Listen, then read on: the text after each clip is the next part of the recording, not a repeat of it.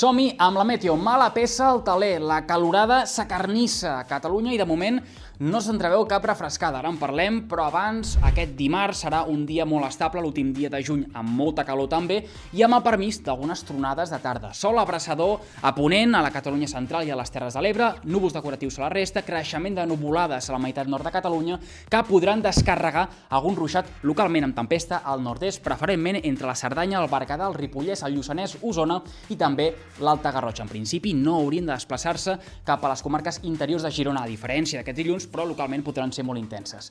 El vent continuarà del sud a les comarques de Tarragona i de Barcelona. Sí que és cert que a partir del migdia pot entrar el terral rescalfat al Camp de Tarragona i també continuarà aquesta tramuntana rescalfada a l'Empordà. Atenció amb el risc d'incendis, perquè es dispararà sobretot cap a la serra de l'Albera.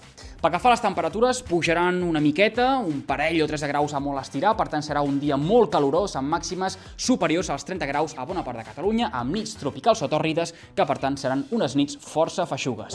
De cara als pròxims dies, estan calaixeta a partir de dijous, si bé és cert que dimecres encara es podria formar algun ruixat localitzat cap al Pirineu Oriental, a la resta de Catalunya no plourà i ja a partir de dijous, dies de molt sol, pocs núvols, sense precipitacions, la temperatura que dimecres i dijous recula una mica i es normalitzarà, però farà la calor típica del mes de juliol i després ja a partir de divendres i dissabte es disparen els termòmetres, calor molt intensa que podrà fregar novament els llindars d'una onada de calor sense pluges durant tot el cap de setmana. Si voleu saber més informació, la trobareu a la secció del temps del nacional.cat.